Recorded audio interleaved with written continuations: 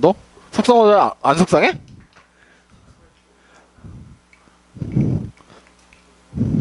선생님 없어서 좋아? 김영 선생님 없어서? 이 계시면 더 힘들어? 왜? 아, 그래? 네가 진리 빠져? 그 얘기 또 처음 듣는 얘긴데. 자, 그러면 지금부터 정신 차려. 이제 시작하자 오늘. 오늘은 연속 확률분포부터 시작해서 쭉 뒤로 넘어가다 보면은 어디까지 갈 거냐면요. 우리 모평균과 모비율에 대한 얘기 전까지 나갈 거야. 즉 확률분포에 대한 얘기 전체를 다 얘기를 할 건데 실제적으로 내용이라는 건 별로 안 돼. 여기는. 근데 우리가 계산을 좀 많이 해야 돼. 무슨 말인지 알겠지? 그래서 내용 자체만 딱 이해를 하고 나면 그 다음에 계산하는 부분이기 때문에 시간이 허락하는 범위 내에서 문제들 계속 한번 풀어보자고요. 자, 그러면 일단은 지난 시간에 얘기했던 것부터 이어서 갈 거야. 지난번에 제일 처음에 통계라는 단어는 뭐라 그랬어? 별량들이 모아져 있는 줄기의 이끌림부터 시작한다 그랬었지. 그러다 그것이 정리된 도수분포표로 넘어갔고 도수분포표가 나오다 보니까 잠깐 상대도수로 빠져나갔다가 그 상대도수에서부터 다시 발전 파생되면서 변수들이 똑똑똑 끊어지는 이산확률 분포에 대한 얘기를 했었단 말이야. 그리고 그 변수들이 똑똑 끊어지는 이산확률 분포라는 것 자체를 만들다 보니까 특정한 케이스인 이항 분포가 새롭게 등장을 했었던 거야. 여기까지 머릿속에 흐름이 나와? 그럼 이제 오늘 해야 될 건 뭐냐? 지난번에 얘기했었잖아. 이산과 연속의 차이점이다라고 얘기를 하면서 얘기를 했지. 이산은 우리 나이 같은 거, 숫자를 셀 수 있는 걸 얘기했었고 연속은 뭐였어? 온도 같은 거, 스무스하게 변해 나가는 것들. 오케이? 그런 애들이 이제 연속인데 오늘은 그 연속 확률 분포에 대한 얘기를 이제부터 시작을 해보겠다라는 얘기예요. 그러면 이 연속 확률 분포에서 일단은 가장 먼저 기억을 해야 될 건 바로 뭐냐면은 확률 변수들 자체를 정확한 하나의 값으로 표현할 수 있다 없다? 없다. 왜? 우리가 온도를 나타낼 때 36도와 37도 사이에 눈곱이 살짝 올라가 있으면 그거 몇 도라고 읽을 건데 뭔가 되게 36점 얼마인지만 읽기가 되게 애매해지지. 이런 얘기들을 하게 되는 것이 바로 연속 확률 분포에 대한 얘기야. 즉 다시 말하면 연속 확률 분포는 뭐 크게 써줄게. 확률 분포가 즉 확률 변수가 정확하게 드러나지 않아요. 이것이 바로 가장 큰 특징이야. 그리고 이산확률 분포와 구분되는 차이점이라는 얘기가 되는 거라고. 여기까지 오케이? 글씨 많이 커졌어. 자, 핸드폰 내리라는 얘기야. 알았어. 자, 그래서 이제 이렇게 정확하게 드러나지 않는다라는 얘기면 결국에는 우리가 확률 변수들이 분포되어 있는 확률에 대한 분포표, 즉 확률 분포표라는 녀석 자체가 작성하는 게 될까 안 될까? 이걸 만들어내는 게 작성하는 게 생각보다 되게 힘들겠지. 변수들을 정확하게 정할 수가 없기 때문에. 그래서 우리는 이 확률 분포표를 어떻게 나타내게 되느냐? 바로 그래프로서 표현을 하게 됩니다. 즉 확률 변수들에 대한 미세하게 많은 점들을 찍어서 하나의 선으로 표현을 하는 것이라는 얘기예요. 오케이? 그래서 이렇게 표현된 그래프 자체를 이제 그려보자라면은 이렇게 그려지게 된다라는 거죠. 확률 변수라는 녀석 자체, 온도를 생각해 보자. 온도. 어떻게 될 거냐? 온도가 만약에 36도, 그리고 37도, 그리고 38도로 변해가는 상황이다라고 생각을 해봐. 이렇게. 오케이? 그러면 분명히 36도가 땡 하고 눈금이 맞았다고 해도 이거를 좀 더 확대해 보면 36도보다 조금 올라가고 내려올 수가 있겠지. 그런 수많은 점들이 모여서 이제 각각의 온도라는 녀석이 이제 온도에 해당하는 그거에 대한 확률들이 등장을 하게 될 거라는 얘기가 되는 거지. 그럼 분명히 뭐 이런 식의 그래프로서 만들어질 수도 있겠구나 라는 얘기가 되는 거야. 그러면 이제부터 생각을 해본다면 이제부터는 적분이라는 부분이 살짝 응용이 되기 시작을 한다는 거지. 뭐냐면 36도라는 온도에서부터 확률 변수가 38도까지 등장하게 되는 하나의 확률을 찾아보자는 얘기야. 즉 확률 변수 x라는 녀석이 36도 이상이고요. 38도 이상이라는 하나의 범위를 가지는 부분에 대한 확률을 찾아라 라고 얘기를 한다면 이 확률은 곧 뭐가 되냐면 이 둘러싸인 부분의 넓이와 똑같다라는 거지. 넓이를 S라고 생각한다면 이 확률이 바로 S가 된다는 얘기가 되는 거라고. 이걸 우리가 어디서 확인해? 구분구적에서 확인이 되잖아. 즉 이 간격 자체를 n개로 무한대로 쪼갰을 때 각각의 선이라는 녀석들 자체의 길이의 합이 곧 면적과 똑같구나. 즉 각각의 확률들을 전부 다 더한 거니까. 무슨 말인지 되니? 이해돼요? 그래서 지금부터 나오는 연속 확률 분포의 특징 다시 한번 얘기해요. 확률 변수가 정확하게 드러나지 않아. 그래서 그래프를 사용해서 표현을 할 거야. 그리고 특정한 범위에 있는 확률들을 찾아라라고 얘기를 한다면 결국에 면적, 즉 적분과 같이 연결이 된다라는 얘기가 되는 거다. 무슨 말인지 되냐? 그렇다면 이제부터 우리가 특정한 변수에 대한 확률을 찾는 거 적분법, 즉 면적을 따라간다라는 얘기로 이해를 하면 된다라는 얘기야. 이해되니? 그러면 가장 간단한 예를 하나 들어보면서 다시 한번 얘기를 해보도록 하자. 자, 이렇게 한번 얘기를 해보도록 하죠. 시간에 따른 이렇게 얘기를 해볼까? 자, 우리가 이제 응용을 하게 되면 이런 식의 얘기도 나올 수가 있지. 뭐가 나오냐?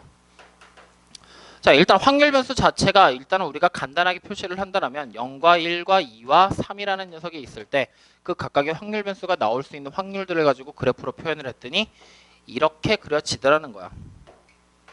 오케이? 이렇게 그려지더라는 거야. 이때 여기 값 자체를 내가 그냥 얼마라고 해볼까?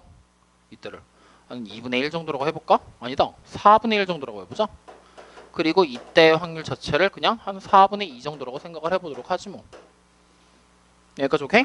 자, 그렇게 됐을 때 이제 이 녀석 자체는 하나의 정비례 관계를 가진다라고 생각을 하고요. 이때도 마찬가지로 하나의 반비례 관계를 가진다라고 생각을 해보도록 합시다. 뭐 어쨌든 여기까지 확인? 자, 그러면은 이제 이 1대라는 녀석의 확률값을 우리 보고 찾아보라 그랬더니 이때가 바로 뭐냐? 8분의 3이라는 확률을 가진다라고 얘기를 한 거야. 오케이? 그리고 이때의 확률이 바로 뭐가 돼? 4분의 2가 돼버리게 되겠지. 그러면 3이라는 변수가 나올 확률은 얼마가 되는 거야? 0이 돼버린다는 얘기 되는 거지. 이때 이런 걸 한번 물어보겠다고. 내가 만약에 P 확률을 찾아라, X라는 확률 변수가 0일 때의 확률을 찾아라라고 얘기를 한다면 이거는 뭐야? 그냥 0일 때의 확률을 직접적으로 찾은 4분의 1이 됩니다라고 확인을 하게 되는 거잖아. 맞지? 근데 하나의 확률을 찾아라라고 얘기를 하면서 X라는 확률 변수 자체가 0에서부터 1까지에 해당하는 확률들을 찾아보세요라고 얘기를 한다면 우리는 일단 뭐 하면 된다는 얘기야? 이 부분에 면적을 직접적으로 찾아버리면 된다는 얘기 되는 거지. 맞니? 그럼 면적을 찾게 되면 어떻게 찾을 거야? 사다리꼴의 넓이를 이용해서 직접적으로 찾아버리면 되겠지. 맞나요? 맞니? 그러면 이거 그냥 어쨌든 이 넓이 자체 S, 그래서 그냥 S다라고 생각을 하게 되는 거지. 여기까지 확인되니? 이때 확률 변수 자체를 내가 0에서부터 3까지로 딱 잡아 놓은 거잖아. 이때 내가 다시 확률이라는 녀석을 찾아라 해놓고 X라는 확률 변수가 0 이상 3 이하가 되는 하나의 확률을 찾으세요라고 얘기를 하면 이건 뭐가 되는 거야? 전체 면적의 값이지? 근데 확률 변수들의 총합은 결국에 얼마? 확률 변수들에 따른 각각의 확률들의 총합은 얼마가 돼? 1이 돼버리게 되겠지? 그러니까 전체 면적의 합은 무조건 1이 됩니다. 라는 것도 또 하나 확인이 된다는 거지. 여기까지 이해되나요? 어찌됐건 간에 연속 확률 분포 역시 마찬가지로 이산 확률 분포와 같은 맥락의 확률 분포를 가지고 있어. 오케이? 근데 단순한 차이점이라면 우리가 이산 확률 분포에서는 지금과 같이 하나하나씩 똑똑 끊어지는 확률들, 변수에 대한 확률들을 개개인별로 찾을 수 있었다라면 연속 확률 분포에서는 확률 변수 자체가 똑똑 끊어지는 녀석들의 형태를 가지는 게 아니란 말이야. 수없이 많은 변수들을 가지고 있기 때문에 그것을 다 나열하기가 힘들다는 거지. 그래서 무엇을 이용하느냐? 범위로서 체킹을 하게 되고 그 범위에 대한 확률들을 면적으로 찾게 된다는 거라고. 무슨 말인지 되니? 이해돼요? 그럼 자, 여러분들 책 딱 한 장만 넘겨봐. 2장 정도 넘겨보면 될 거다 아마. 2장 정도를 딱 넘겨보면 이제 문제가 나오기 시작을 할 거야. 필수 예제 1번 정도 보이는 문제들. 보이나요? 보이니? 자, 지금 보이는 거 우리 하나 한번 보고 갑시다. 기본 문제 1번이야. 자, 1번 문제를 지금 딱 보면은 fx라는 하나의 관계식을 지금 현재 우리 뭐라고 쓰고 있대요? 보니까 얘들아 너 또 승질나게 하네. 2ax에다가 플러스 1a라고 돼 있고요. 이때 x의 범위가 어떻게 나왔대요? 1이에요? 2보다 작거나 같다. 요렇게. 그랬을 때 이제 이걸 가지고서 우리가 뭘 하라고 했느냐? 이때 상수 a의 값과 p x라는 확률 변수가 1과 2 사이일 때를 찾으라고 얘기를 했습니다. 맞나요? 그러면 일단은 우리가 주어진 식을 보고서 fx라는 녀석 자체를 하나의 관계식으로 표현을 한다면 분명히 확률 변수 자체가 이쪽 x축으로 나오게 될 때 0에서부터 2까지의 구간을 가진다라는 얘기야. 그 뒤로는 존재하지 않는다는 얘기지. 그리고 0일 때라면은 우리가 a라는 점을 지나게 될 것이고, 그리고 정비례 함수의 값을 가질 거기 때문에 이렇게 올라가 버립니다라는 걸 확인할 수가 있겠지. 만약 물론 a가 음수라면은 반비례 값을 가지게 될 거란 말이지. 여기까지 확인되니? 근데 하나하나의 각각의 확률들의 값들은 언제나 우리가 뭘 써? 양수의 값을 쓰고 있었지. 0 이상의 값을 쓰지. 그러니까 여기서부터 우리는 a라는 녀석이 0보다 이상이 됩니다라는 거를 일단 하나 확인할 수가 있었다라는 얘기가 되는 거라고. 여기까지 되나요? 그러면 지금 현재 이렇게 그려지게 됐을 때 여기 마지막에 2가 됐을 때의 값은 우리가 5a다라고 이렇게 체킹이 되겠죠? 맞나요? 그러면 이때 우리가 0에서부터 2까지의 범위야. 즉 이 부분 전체가 바로 뭐가 되는 거야? 확률이라고 부르는 녀석의 총합이 돼버린다라는 얘기 되는 거지? 맞니? 그럼 이 확률의 총합은 언제나 1이었잖아. 그지? 그러면 우리는 그냥 이 도형의 넓이 자체가 뭐가 된다라고 생각하면 되는 거야? 바로 1이 된다라고 생각을 해버리면 된다는 얘기지. 여기까지 됐나요? 그럼 자, 도형의 넓이가 1이다? 사다리꼴이잖아. 여기가 a고 여기가 5a고 여기가 2a2가 되게. 맞나요? 왜? 그러면은 결국에 우리는 이거 어떻게 하는 거야? 6a라는 녀석이 뭐가 돼? 1이 돼버린다는 걸 확인되지? 그럼 결국 a라는 녀석의 값이 뭐가 돼버린다? 6분의 1이라는 값을 가져버리게 되는구나. 그러면 결국에 우리가 보던 fx라는 하나의 확률 변수들을 직접적으로 나열한 관계식 자체는 어떻게 써지게 될 거야? 3분의 1 x에다가 플러스 6분의 1이 됩니다라는 걸 확인할 수 있잖아. 그러면 이제 우리 보고 찾으라는 거는 바로 이 a 값을 먼저 찾고요. 그 다음에 또 다른 하나의 확률을 찾아보라고 얘기를 했어. 어디? x라는 변수가 0 이상 1 이하가 되는 확률을 찾으라고 얘기를 했네요. 그럼 중간에 여기 어딘가에 1까지 나오게 되는 요 확률을 찾으세요라는 얘기가 돼버리게 되는 거지. 그럼 1일 때면은 여기가 얼마가 되는 거야? 3a가 됐었던 거잖아. 그지? 그러면 결국에 이 확률 자체는 우리가 a를 사용해서 표현한다면 2a라고 표현이 가능한 거지? 근데 어차피 a가 6분의 1인 거 알지? 그러니까 얼마? 그렇지. 3분의 1이라는 녀석에 대한 하나의 확률로 등장을 하게 됩니다. 이렇게 찾게 된단 말이야. 여기까지 이해되나요? 그랬을 때 이제 이렇게 직선의 형태로 등장을 하는 녀석도 있겠지만 곡선의 형태로도 등장할 수 있을 거라고. 핸드폰으로 봐. 이상 쓰지 말고. 그러면 곡선의 형태로 등장이 되면 우린 뭐 하면 돼? 범위가 정해진 구간에 대한 적분, 정적분으로 들어가 버린다는 게 확인이 되는 거라고. 여기까지 되나요? 자, 그럼 다음 문제로 가보도록 하죠. 자, 이제 어디로 가보게 될 거냐? 이렇게 이제 우리가 하나의 확률 변수들을 가지고서 확률을 쫙 나열하게 되잖아. 그러면 이제 우리가 이런 생각을 해보게 된 거야. 뭘 생각하게 됐냐면 결국에는 이 연속 확률 분포, 즉 확률 변수가 정확히 드러나지 않은 애들 자체를 우리가 지금 현재 그림을 그려서 표현을 하고 있는 거잖아. 그치? 근데 이산 확률 분포라는 것 자체도 이런 식의 표현이 가능할까 불가능할까? 이런 그래프가. 가능할 거야. 왜? 확률 변수를 더 많이 세분화시켜서 쪼개버리면 되니까. 그래서 실제로 등장했던 게 뭐냐? 독립시행에 대한 얘들. 확률 변수가 1, 2, 3, 4 이렇게 가지만 어디까지 나올지 모르는 그 독립시행에 대한 얘들. 그것들을 따로 묶어서 우리는 이산확률 분포 내에서 뭐라고 불렀어? 이항분포라는 이름을 불렀었잖아. 맞니? 그러면 그 이항분포라는 녀석 자체도 마찬가지로 확률 분포표로 적기에는 확률이라는 걸 계산하기가 너무나 빡빡하겠지? 그러니까 지금 같은 그래프의 형태로도 표현이 가능하다라는 얘기가 되는 거야. 즉 다시 말하면 두 가지를 최초에는 구분을 해서 시작을 했지만 시간이 지나면서 결국엔 이런 그래프화 시키는 것이 가능해졌다라는 걸 확인하게 된 거란 말이지. 그렇다면 이제부터 사람들이 이런 생각을 한 거야. 이런 단순한 연속 확률 분포를 막 공부를 하다 보니까 서로 다른 확률 분포에 대한 걸 우리가 일반적인 케이스로 표현할 순 없을까라고 생각을 한 거야. 오케이? 그러면서 이제 하나의 관계를 만들어내게 됩니다. 그 관계가 이제 여러분들 책에 나와 있는 바로 다음 내용이야. 뭐라고 나와 있니? 다음 내용이라고. 그러면 정규분포라는 얘기로 나오지? 즉 정규분포라는 녀석에 대한 얘기가 이제부터 시작이 되는 거야. 자, 어떤 얘기가 시작이 되는 거냐면 그냥 이렇게 마구잡이로 표현된 각각의 확률 분포들 있잖아. 이거를 우리가 일정하게 정해진 하나의 형태로서 표현을 해보자라고 얘기를 한 거야. 그리고 그 녀석을 일정한 하나의 형태로 표현했을 때 성공하게 된다면 정규 분포라는 녀석으로 부르자라고 얘기를 한 거지. 그리고 이 정규 분포를 표현하는 방법 n이라는 문자를 사용하게 되고요.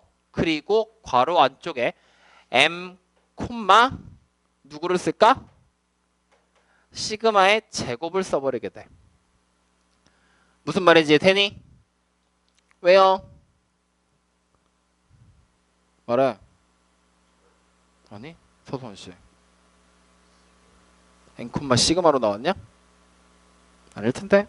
어쨌든 n, 시그마. 그럼 그 나가. n, 시그마로 표현하게 된다고. 뭐야? 평균과 표준 편차 사이의 관계를 통해서 표현을 해버리겠다는 얘기야. 즉 평균과 분산 사이의 관계로. 그치? 평균과 분산 사이의 관계를 사용해서 표현을 하겠다고.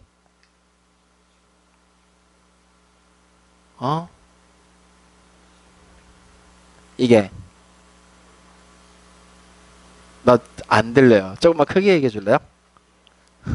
자, 그래서 다시 얘기하자. 정규분포라는 녀석 특정한 규칙하에서 똑같은 형태를 취하게 됐을 때 성공하면은 정규분포를 뜻하는 n이라는 문자와 m, 시그마의 제곱으로 이렇게 표현을 해낸단 말이지.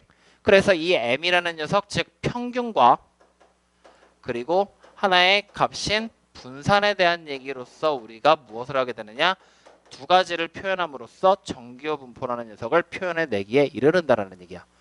그때 분명히 그렇다라면 이런 게 거쳐져야 돼. 뭐냐면 분명히 이렇게 주어진 각각의 확률 분포 내에서도 뭐가 존재하겠어? 평균과 분산이라는 녀석이 분명히 존재할 수 있겠지. 구하기가 난리라서 그렇지. 그치? 어쨌든 평균과 분산이라는 녀석이 주어지게 될 텐데 그 평균과 분산이라는 녀석 자체의 값들을 가지고 하나의 수식을 계산해서 정규화라는 과정을 거쳐서 이런 정규 분포를 만들어내는 거란 말이야. 오케이? 그랬을 때 그 정규화 과정을 거치게 되는 것이 바로 우리 책에 뭐라고 나와있냐? 확률 밀도 함수에 대한 얘기로 나옵니다. 뭐라고 나와있어요? 정규화 과정에 대한 얘기. 보입니까? fx라는 녀석이 라고 해서 여러분들 책에 진짜 그지 같은 시간에 나와. 뭐가 나와?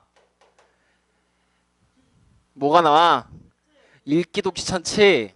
루트 2 파이 시그마 분의 1 그리고 2의 마이너스 다시 분수의 형태로 들어가지.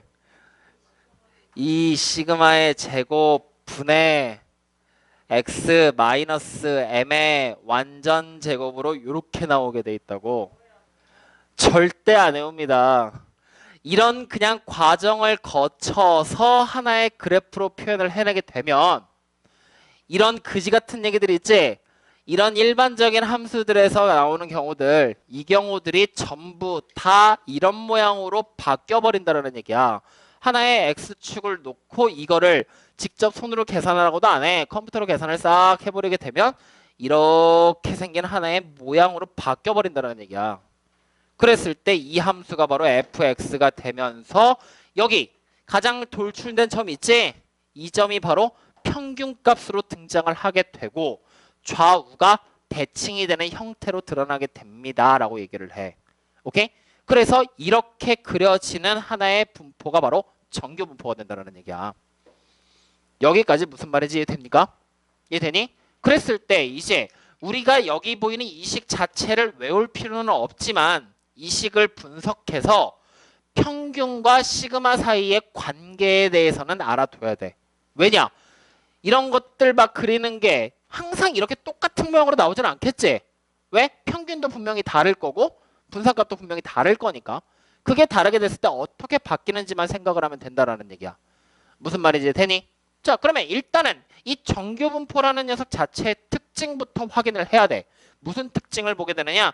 아까 전에 얘기했었어. 이런 관계를 통해서 싹 계산을 하고 나면은 이렇게 생긴 노란색 선이 만들어진다 그랬지? 이때 가장 높은 값을 가지는 값이 바로 뭐야? 평균이 된다는 얘기야.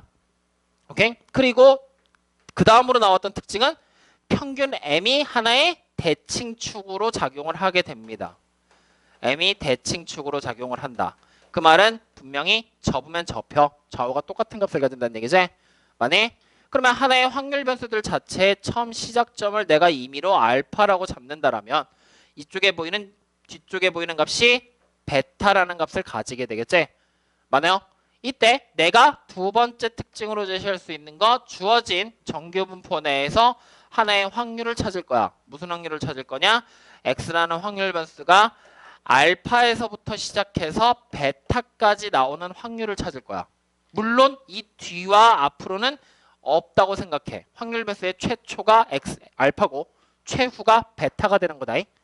이렇게 돼버리게 되면 이 확률은 결국에 얼마가 되는 거야? 얼마가 되는 거야? 1이 된다라는 얘기가 되는 거야. 맞니? 그러면 내가 세 번째 또 다른 하나의 확률을 찾게 될 건데 이번에는 x라는 변수가 m 이상 그 다음 베타 이하가 된다라고 하면 이 확률은 얼마가 될까? m 이상 베타 이하가 돼버리게 되면 2분의 1. 왜? 좌우가 대칭이 될 거니까. 이런 얘기로까지 발전이 된단 말이지.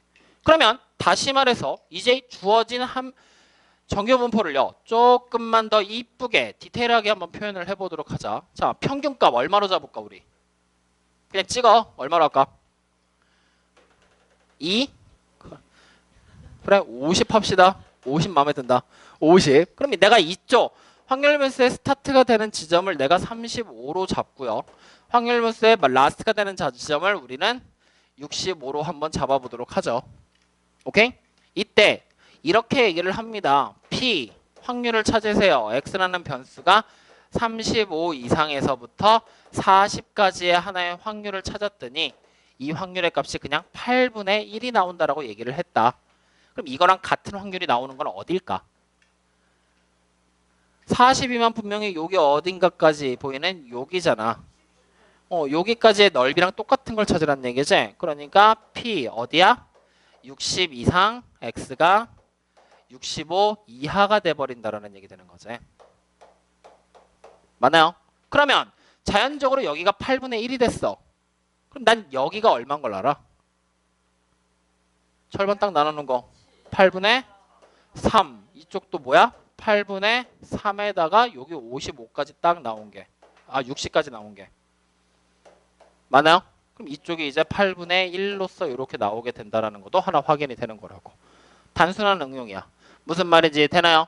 그러면 만약에 내가 이것 자체를 모른다라고 생각을 해볼 거야. 오케이? 그리고 우리 보고 직접 구하라고 그래. 그럼 나 이 확률 찾으라고 얘기를 한다면 이거 어떻게 찾으면 되는 거야?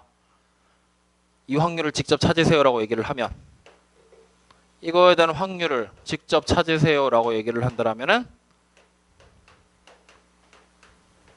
어떻게?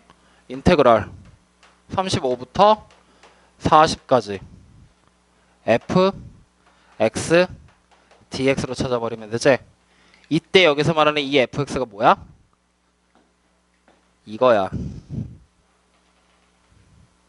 진짜야. 그러면 생각해봐. 이거 외울 필요 없다 그랬지? 계산할 필요도 없는 거지? 이렇게 설마 직접 찾으라고 나올까? 안 나와. 즉 뭐야? 무조건 주게 돼 있다고. 그러니까 우리는 뭐만 하면 돼? 주고 해석만 할 줄 알면 돼. 이해가 되셨습니까? 해석하는 것만. 자, 그러면 이제 이런 내용들 단순한 거 넘어가서요. 이제 우리 이렇게 생각해보자. 원래 있던 거 지금 봐봐. 확률 밀도함수 지금 봐봐요. 여기 보면은 처음 보는 게 요런 거 나온다.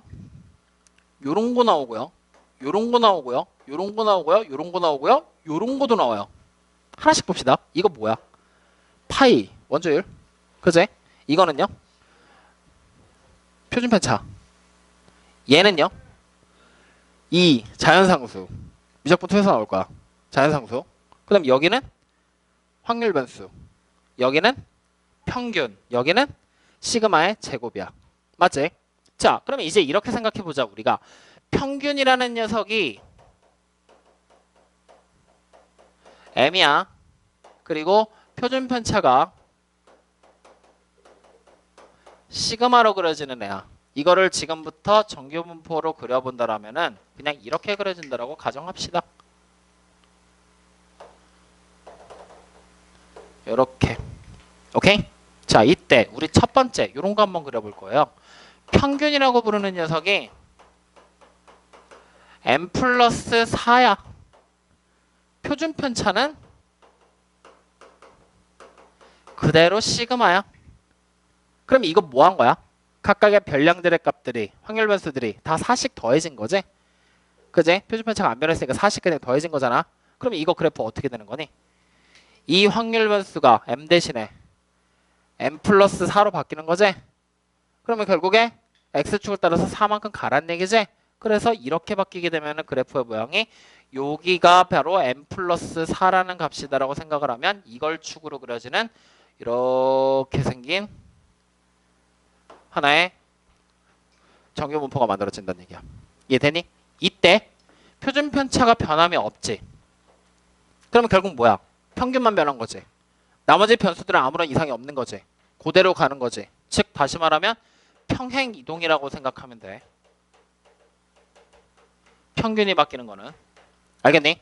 자, 근데 두 번째 이렇게 한번 해보자. 평균은 그대로 m이다라고 생각을 하고요.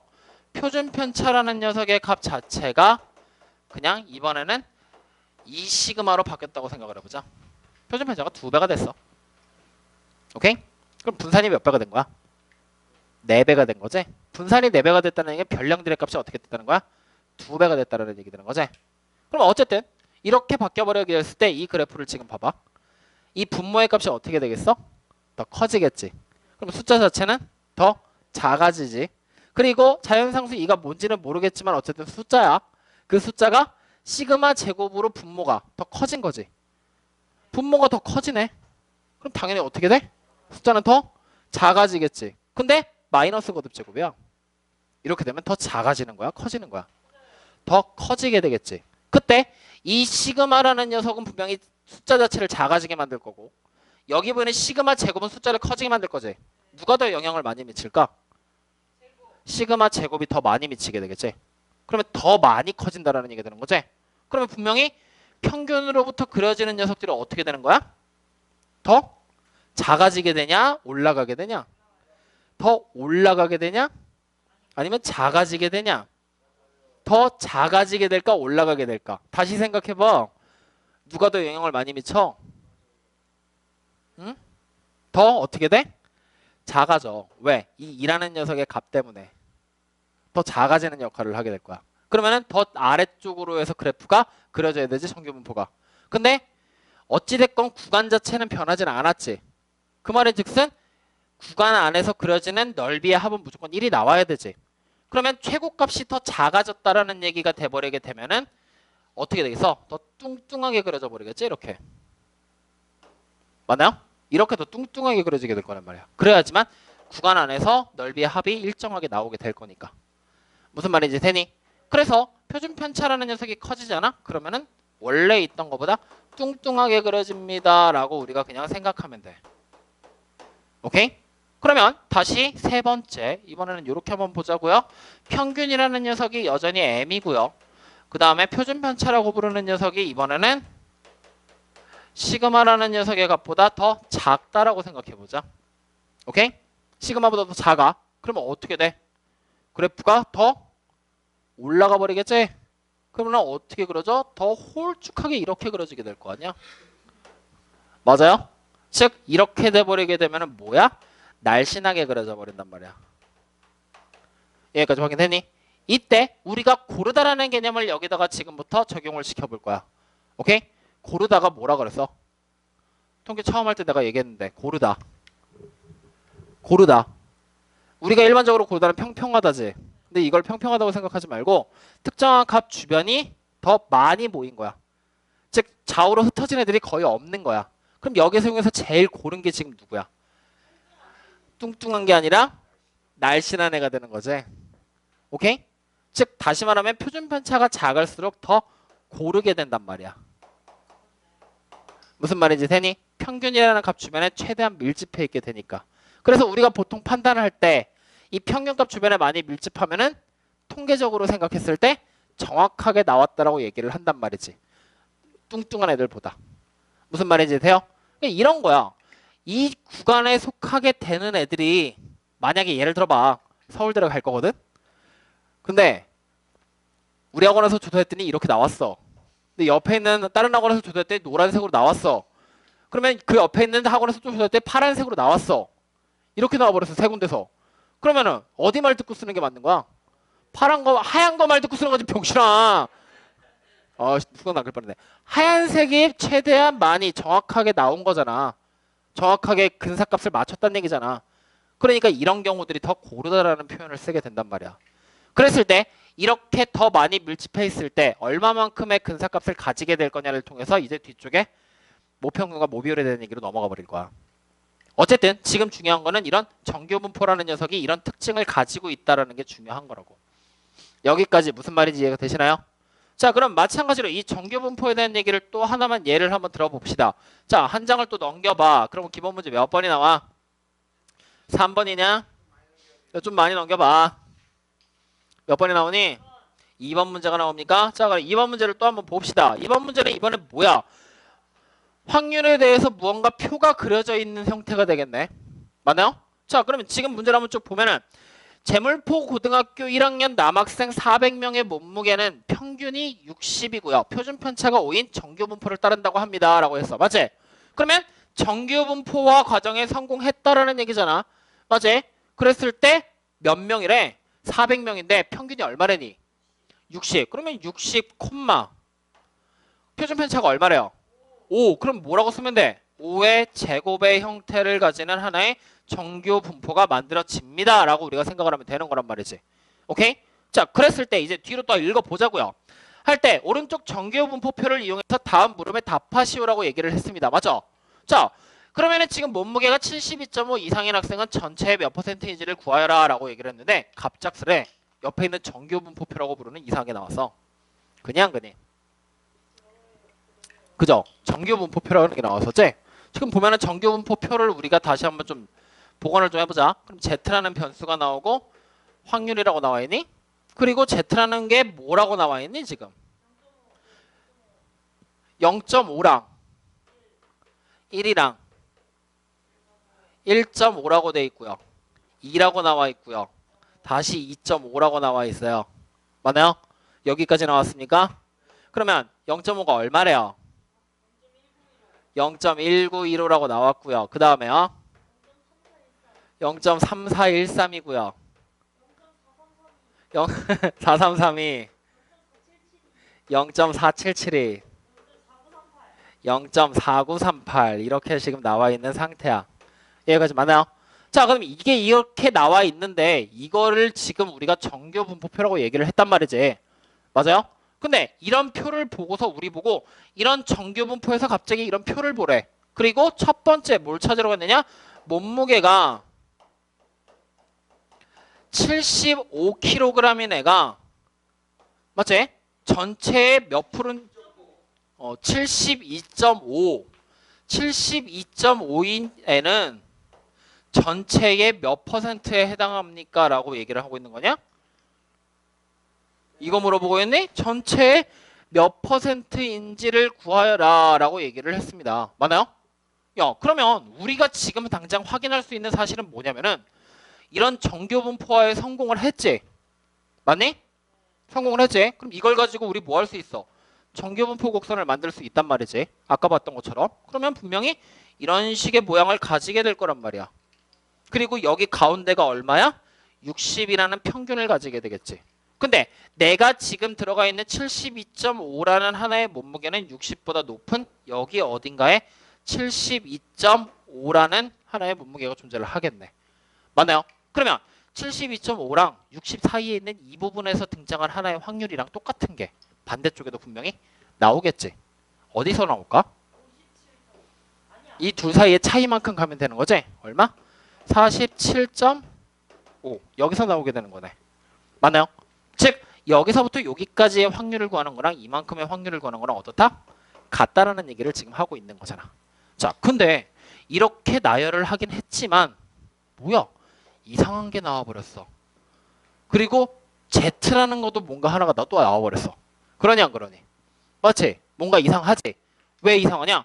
우리가 지금 보는 이 72.5라는 녀석 자체에 속하는 확률을 찾게 된다면, 퍼센트를 찾게 된다면 이거는 하나의 확률 변수 X가 되는 거였잖아.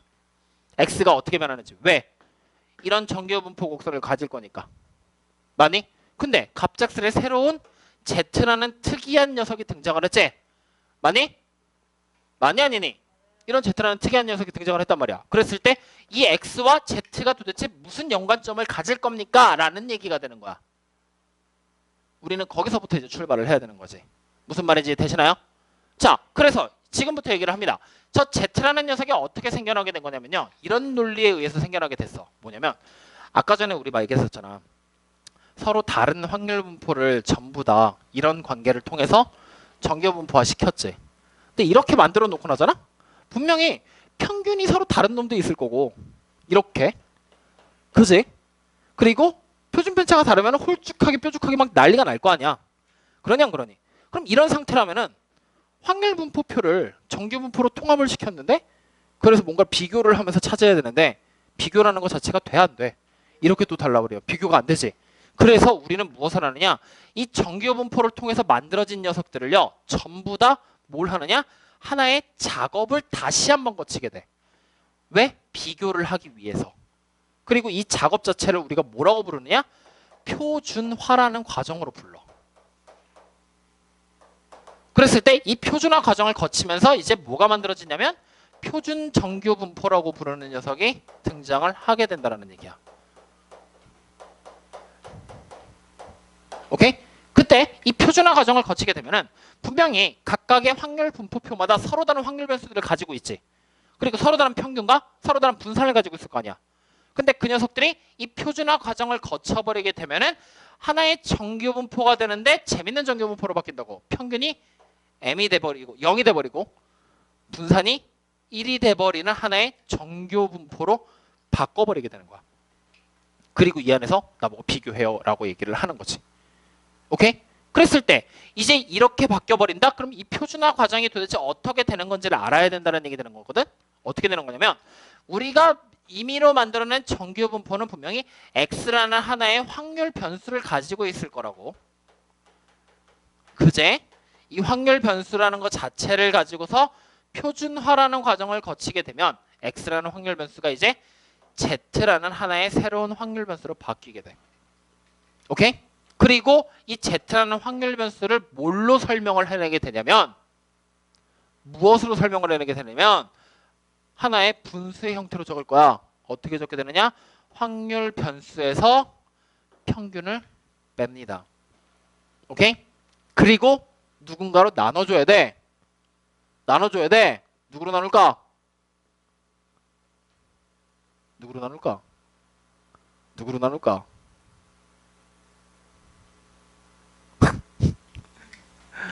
자, 그럼 이렇게 해갑시다. 어차피 이 평균이라는 것 자체도 뭐야? 하나의 확률 변수죠. 맞아요? 평균이라는 녀석의 값이 들어가면서 계산이 돼서 0이라는 녀석이 나오게 될 거란 말이지. 반대로 말하면 여기 보는 0이라는 녀석의 값이 x-m으로 등장을 하게 되겠지. 그랬을 때 분산이라는 녀석 자체가 이제 뭘로 바뀌는 거야? 1이라는 녀석의 값으로 바뀌어야 되는 거지. 흐트러진 정도가 1로 바뀌고 싶은 거란 말이지. 맞나요? 그러면 결국에 우리 z라는 확률 변수 x-m분의 뭘로 나누게 되느냐? 하나의 시그마 값으로 나눠버리게 돼. 오케이? 그래서 이런 하나의 표준화 과정을 거쳐서 만들어진 새로운 정규분포가 바로 표준정규분포야. 그러면 이 표준정규분포는 우리가 정규분포 곡선을 그리게 되면은 분명히 이렇게 그려지게 되는 건 동일해. 정규분포니까. 근데 대신에 평균이 얼마가 되는 거야? 0에 머물게 되겠죠. 오케이? 그리고 서로 다른 사방에 흩어져 있는 녀석들을 그린다고 해도 다 이렇게 바뀌어버리게 될 거라는 얘기야. 하나의 모양으로 통일이 돼버리는 거야. 그럼 이제 그 다음에 비교하는 건 어떻게 비교하면 돼? 변수와 평균 사이에 차이가 바로 구간이 돼버리게 되는 거지. 이 구간의 넓이가 얼마냐에 따라서 확률들이 서로 비교가 돼버릴 거란 말이지. 그렇게 해서 만들어진 게 바로 표준 정규 분포. 그럼 여기 보이는 얘가 뭐야? 단순한 정규 분포표가 아니라 이제 뭐가 되는 거야? Z라는 변수를 사용했다. 표준 정규 분포표가 돼버립니다. 라는 걸 우리가 확인할 수가 있겠죠. 무슨 말인지 이해가 되십니까? 그러면 이제 우리가 해야 될 거는 뭐야? 아까 전에 봤었던 녀석, 이 그림상에서 나왔던 애가 하나의 정규 분포를 따르게 될 건데 이런 정규 분포를 따르고 있었잖아. 맞니? 그러면 72.5라는 녀석을 하나의 확률 변수 x라고 생각했을 때 표준화라는 과정을 거쳐서 뭘 만들어내? 정규 분포 곡선, 표준 정규 분포를 만들어내라는 얘기 되는 거지. 그러면 이 72.5라는 녀석이 x라는 확률 변수를 사용했을 때 72.5가 z라는 확률 변수로 바뀌게 되면서 얼마로 갈 거냐를 찾으라는 얘기야. 이해되니? 그럼 어떻게 하면 돼? 72.5에서 60이라는 평균 빼지 12.5네. 그거를 표준편차로 나누라고. 그러면 얼마야? 2.5. 그러니까 여기가 2.5가 된다라는 얘기가 되는 거지. 이해되니? 그러면 우리가 몸무게가 평균이 60에서부터 72.5, 즉 72.5까지 오게 되는 이 부분에 대한 부분은 이제 여기서 해석을 하면 되는 거지. 맞아요? 어떻게 해석되는 거야? 0에서부터 2.5까지는 0.4938이라는 하나의 확률을 가진다라는 얘기 되는 거잖아. 그러면 결국에 이만큼의 확률이 우리 얼마인 걸 아는 거야? 0.4938이 된다라는 얘기랑 같은 얘기가 돼버리게 되는 거라고. 맞나요? 그럼 자, 문제에서 이제 찾으라는 걸 보자고. 문제에서 뭘 찾으래? 72.5인 이상인 학생의 몸무게를 찾으라고 했어. 맞지? 이상이지? 그럼 어디야? 여기를 찾으라는 얘기네. 맞냐? 그럼 뭐 하면 돼? 0.5에서 이거 그냥 빼버리면 내가 원하는 몸무게가 나와버리게 되지? 얼마가 나와요? 0.0062가 나와버리게 되겠네. 맞나요? 그럼 다시 누구와 누구 사이가 되는 거야? 두 번째 문제는요. 52.5에서 70까지야? 맞니? 그럼 우리가 봐야 되는 하나의 확률이 x라는 변수가 52.5에서부터 70까지라고요? 그럼 이거를 표준화 과정을 거쳐서 z라는 변수로 바꿔버리면 된다는 얘기 되는 거지? 바꿔버려 보자고요. 그러면 52.5에서 뭐 하라고? n 빼는 거지? 60을 빼. 그럼 얼마야? 7.5. 그걸 5로 나눠. 얼마야? 마이너스 그럼 1.5네요. 그리고 70은 10을 5로 나누니까 이렇게 돼버리게 되겠지? 이거에 대한 확률을 찾는 거랑 같은 얘기가 되는 거란 말이지. 그러면은 범위로 표현을 해보면 여기 그림 지우고서 다시 한번 표현해보자.